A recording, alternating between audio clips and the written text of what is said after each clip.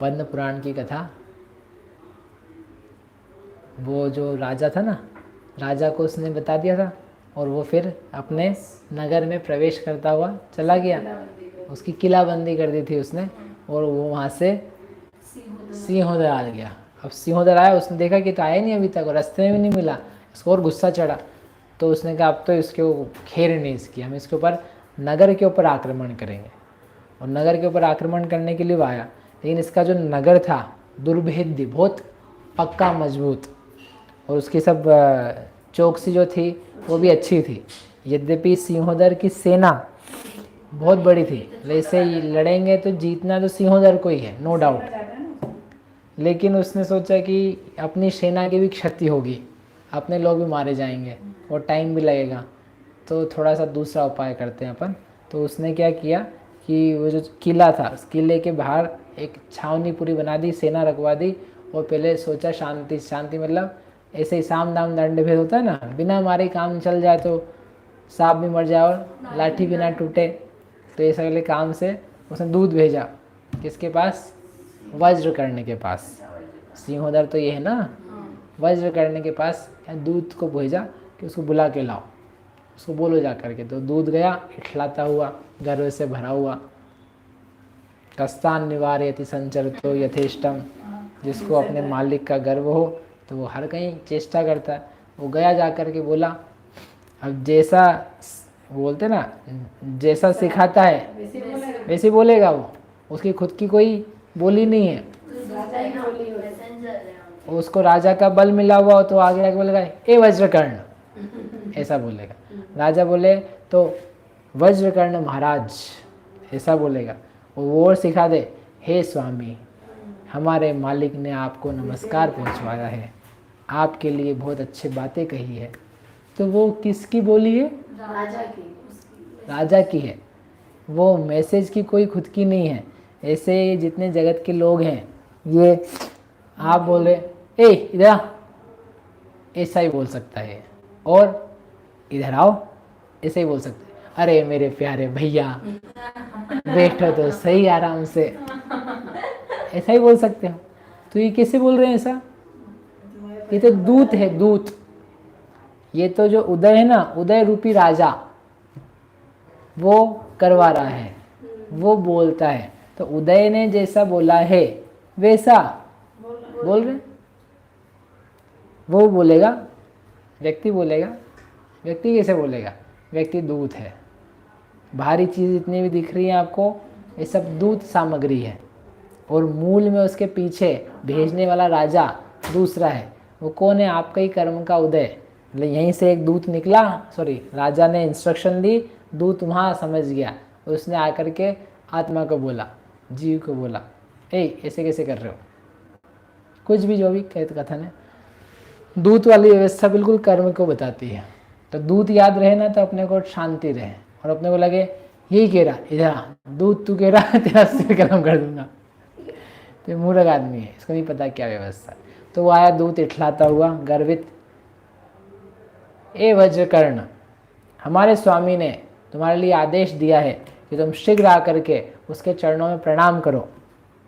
तुम अभी तक तो ठीक ठाक थे, लेकिन पता नहीं तुमने कहाँ से क्या क्या बातें सीख ली है, तुम बड़े गर्व से उद्धत हो चुके हो, स्वामी को नमस्कार नहीं करते हो, तुम पता नहीं किन नग्न, किन तप से भ्रष्ट मुनिराजों की बातें सुन करके उनके बहलावे में आ गए हो, मेरे राज्य में रहते हो और अरहंत भगवान को मानते हो। पहले मेरे को आके नमस्कार करो, उसके बाद में तुम्हारा धर्म कर्म सब दिखेंगे। ऐसा था। धार्मिक व्यक्ति होता तो अच्छा, चलो भगवान को नमस्कार करता है, हमको बाद में करता है। लेकिन जो कसाई हो, धर्म से विमुख हो, तो उसको क्या लगता है, भगवान भैया, भगवान तो मंदिर में ही बनाता हूँ, भगवान का घर में ही चलाता हूँ। ऐसे मंदिर होता है कि नहीं, तो भगवान के ठेकेदार हैं लोग, कि भगवान लोगों के ठेकेदार हैं। मंदिर से अपना घर चलता है कि अपन से मंदिर चलता है? मंदिर से अपना घर चलता है। घर चलता है मतलब पुण्य आदि से। तो मंदिर तो अपना आधार है, और अपन ने क्या बना दिया, हम उसके आधार, हम धर्म के अध्यक्ष हुए, इतना अच्छा लगता है। धर्म हमारा नाथ, धर्म जगत का सेहरा, भव भव में हो साथ, और न वांछा मन विषय। धर्म हमारा नाथ, ओह हमारा नाथ स्वामी कौन है? धर्म। हम धर्म के नाथ नहीं है, धर्मनाथ अलग हैं। लेकिन व्यक्ति धर्म का नाथ बनने तैयार है। हम पढ़ाने लगे तो हम धर्म के नाथ हैं, हमारे अनुसार सब लोग ये चलने चाहिए। आप मत बनो धर्म के ठेकेदार, आप तो खुद धर्म की शरण में रहो तो आपका कल्याण होगा। तो उसने कहा, मतलब कसाई होता है ना, तो उसको तो मंदिर हमसे चलते हैं, धर्म हमसे चलता है, भगवान हमारे भोग पे इंतज़ार करते हैं, ऐसा मानता हुआ अपने आप को ऊंचा रखता है, भगवान को नीचा करता है। हम नहीं जाते तो भगवान सूखे बैठे रहते हैं, हम जाते तो बिल्कुल गीले हो जाते हैं। कौन? भगवान। वाह बहुत अच्छे।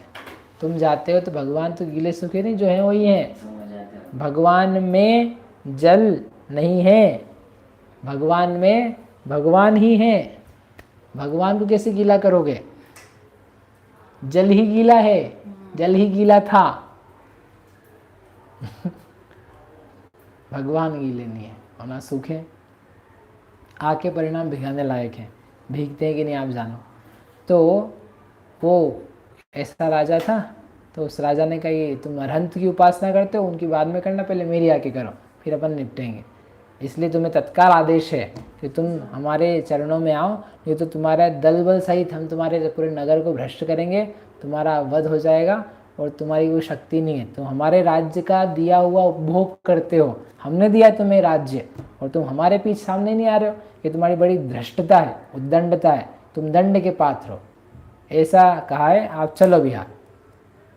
तो वो उसने सुना और सज्जन आदमी था, उसको गुस्सा नहीं आया। उसने कहा ठीक है। उसने हाथ जोड़ के कहा कि अपने स्वामी से कहना कि हे स्वामी, ये आपका नगर, ये आपका राज्य, ये आपकी गद्दी, या इस नगर की जितनी संपत्ति है, घर में जितनी संपत्ति है, everything is yours, take it.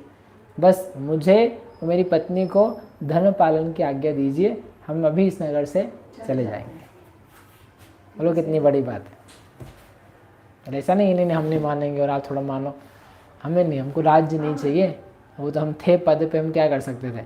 हम राज छोड़ने तैयार हैं। हम ये जितने पद वद हैं, सरपंच का, वार्षद का, विधायक का, सांसद का, जो भी आप मान लो उस चीज़ को, हम ये छोड़ने के लिए तत्काल रेडी, एक पाँव पे खड़े हुए। बस हमें, मेरी पत्नी जो है मेरी आश्रित है, हम निकल के चले जाते हैं, इतनी आज्ञा हमें दीजिए। लेकिन हम भगवान को छोड़ करके अन्य किसी को नमस्कार करें, ये हमारी प्रतिज्ञा है, उसको तो हम नहीं कर पाएंगे। ऐसा उसने भेज दिया और चला गया। चला करके उसने बताया, और उसको वो तो ऐसा बोल रहा था और ऐसा किया वैसा किया, कोई आपको नमस्कार नहीं किया और मना कर रहा है अभी भी नमस्कार करने के लिए, और ऐसी ऐसी बातें कह रहा था। उसका गुस्सा, और मतलब वो सही बात थी, वो नमस्कार नहीं करेगा, उद्दंड था, कब से ऐसा कर रहा है, उसको और दिमाग खराब हो गया। अब क्या करें? आक्रमण करना है, आक्रमण कब तक अंदर बैठा रहेगा? तो सारी तरफ उसने क्या कर दिया, अपनी सेना डाल के बैठ गया। वो बोले इसको परेशान तो करना, अब उसको नहीं कर सकते, तो जितना नगर था, नगर में तहस नहस मचा दी उसने, तोड़ फोड़, लोगों को मारना पीटना, भ्रष्ट करना। अब जबकि उसके ही नगर के लोग हैं कोई दूसरे के थोड़ी ना है।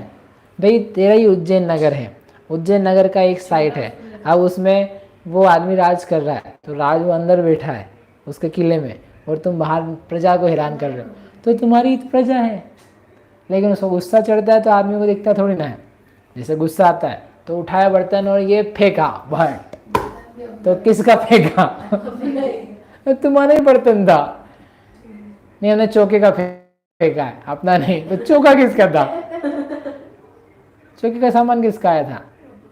एक लिया भाटा और टीवी पे दे मारा कट, तो टीवी चुकना चूर। हाँ खूब मजा आया, भारत हार गई, पाकिस्तान जीत गया, ऐसे कैसे हुआ? फोड़ दिया टीवी। मूर्ख। नहीं, मैंने तो पाकिस्तान को फेंका था। पाकिस्तान को नहीं गया है, यही गया है। तो तुम कह रहे कि मैंने तो खूब क्रोध किया और खूब मान किया और इसको मैंने इतना डांटा पीटा। मूर्ख, तेरी आत्मा को जलाया है, तेरी आत्मा में पत्थर फेंका है, कहीं और नहीं गया वो पत्थर। तुम्हारी प्रजा को तुम दुख दे रहे हो, हैं? तुम्हारे ज्ञान को दुख दे रहे हो, तुम्हारे अस्तित्व को दुख दे रहे हो, तो तुम मान क्या रहे हो? इसको दुख दिया। क्रोध करके हमने इसको ठीक कर दिया, तुमने इसको क्या किया हमें नहीं पता, अपने आप की जो अस्तित्व था, सुख था, उसको जरूर कष्ट दिया। ऐसा उसने क्या करा? नगर को भ्रष्ट कर दिया। लोग डर डर करके भाग गए, तो वो छावनी बनी रही, लोग बैठे रहे वहाँ, और इसलिए वो सारा का सारा नगर जो था वो उजड़ हो गया। जो लोग बच सकते थे किसी रास्ते से महल के किले के अंदर चले गए, तो वहाँ थे, वहीं किले से वो आदमी आया था। तो इस प्रकार से ये उजड़ होने का कारण ये है। और छावनी वहाँ है, वो सिंहदर राजा वहाँ बैठा है, वो वज्रकर्ण जो है वो अपने किले में है, वो देख रहा है कि क्या कर सकते हैं। इस प्रकार से ये नगर क्यों वीरान है, क्यों यहाँ सब चीज़ें पड़ी है, ये सब बातें उस वृद्ध व्यक्ति ने किससे कही? राम, लक्ष्मण और सीता से। और ऐसा कह करके उसने कहा, आपका, मेरी पत्नी ने मुझे भेजा था, लेकिन अच्छा हुआ भेजा, मुझे दुष्ट समझ रहा था उसको, लेकिन अगर नहीं आता तो आप जैसे महापुरुष के दर्शन कहाँ होते हैं। लेकिन हे स्वामी, अब बहुत देर हो गई, मैं नहीं पहुँचूँगा घर, तो पता नहीं मेरी क्या हालत होगी। इसलिए अब मैं जाता हूँ, आप लोग सुख से रहें, शांति से रहें, लेकिन ये नगर की स्थिति ऐसी है। तो ऐसा कह के वो फिर से चला गया। अब वो नगर में जाने का कोई गुप्त रास्ता होगा तो वो चला गया, सैनिकों ने नहीं देखा। ऐसा मतलब क्योंकि किला था और किले के अलग से छावनी बना के वो रुके हुए थे, वो सब लोग, इतनी बड़ी लोग कहाँ रुकेंगे, नहीं तो मैदान में समझ लो जैसे। तो इस प्रकार से अब वो रामचंद्र जी, लक्ष्मण और सीता, इन तीनों ने बातें सुनी और ये चला गया। अब ये तीनों विचार विमर्श कर रहे हैं, अभी क्या करेंगे, क्या कहेंगे, वो अपन कल देखेंगे। ये नगर के उजड़ होने का रहस्य सामने आ गया। मिथ्यातम नाश वेको, ज्ञान के प्रकाश वेको, आपा पर भास वेको, भानु सी बखानी है। छहो द्रव्य जान वेको, बंद विधि भान वेको, सपर पिछान वेको, परम प्रमाणी है। अनुभव बताए वेको, जीवन के जताए वेको, काहू न सताए वेको, भव्य उरे आनी है। जहाँ तहाँ तार वेको, पार के उतार वेको, सुख विस्तार वेको, यही जिनवाणी है। हे जिनवाणी भारती, तो ही जपो दिन रैन, जो तेरा शरणागत है, सो पावे सुख चैन। जावाणी के ज्ञान ते, सूझे लोकालोक, सो वाणी मस्तक नवो सदा।